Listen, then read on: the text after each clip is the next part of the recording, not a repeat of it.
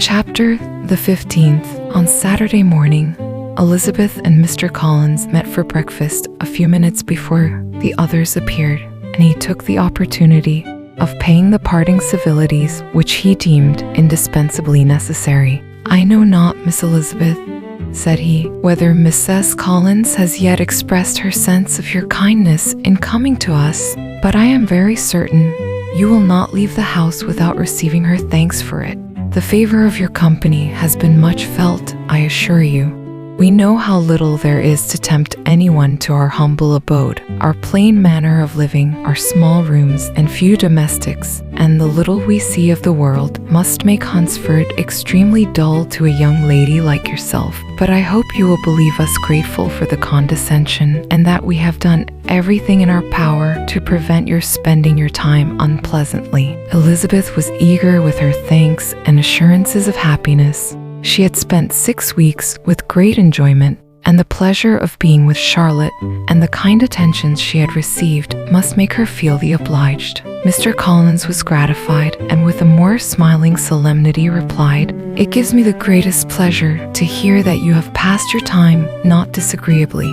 We have certainly done our best, and most fortunately having it in our power to introduce you to very superior society, and from our connection with Rosings, the frequent means of varying the humble home scene, I think we may flatter ourselves that your Hunsford visit cannot have been entirely irksome. Our situation with regard to Lady Catherine's family is indeed the sort of extraordinary advantage and blessing which few can boast. You see on what a footing we are.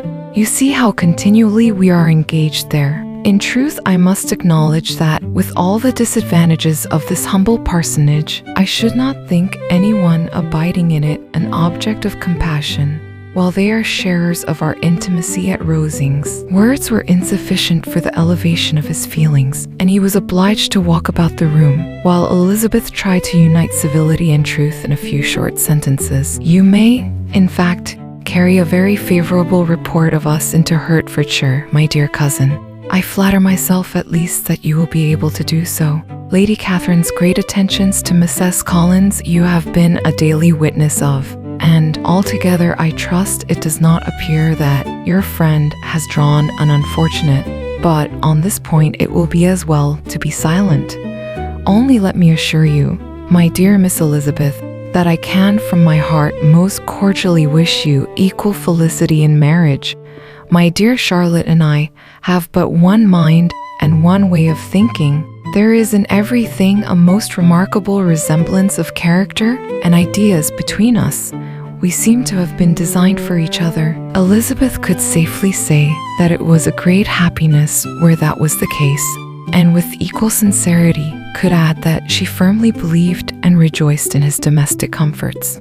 She was not sorry, however, to have the recital of them interrupted by the entrance of the lady from whom they sprung.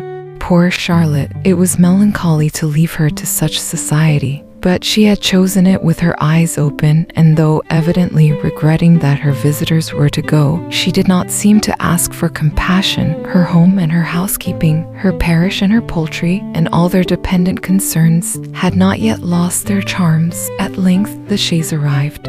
The trunks were fastened on, the parcels placed within, and it was pronounced to be ready. After an affectionate parting between the friends, Elizabeth was attended to the carriage by Mr. Collins, and as they walked down the garden, he was commissioning her with his best respects to all her family, not forgetting his thanks for the kindness he had received at Longbourn in the winter, and his compliments to Mr. and Mrs. Gardiner, though unknown.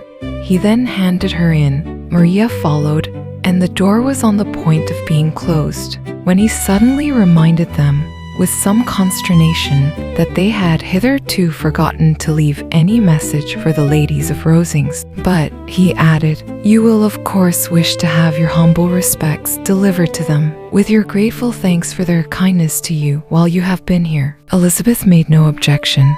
The door was then allowed to be shut, and the carriage drove off. "Good gracious!" cried Maria, after a few minutes' silence. "It seems but a day or two since we first came, and yet how many things have happened." "A great many indeed," said her companion with a sigh. "We have dined 9 times at Rosings, besides drinking tea there twice. How much I shall have to tell," Elizabeth privately added, "and how much I shall have to conceal." Their journey was performed without much conversation or any alarm, and within 4 hours of their leaving Hunsford, they reached Mr. Gardner's house, where they were to remain a few days.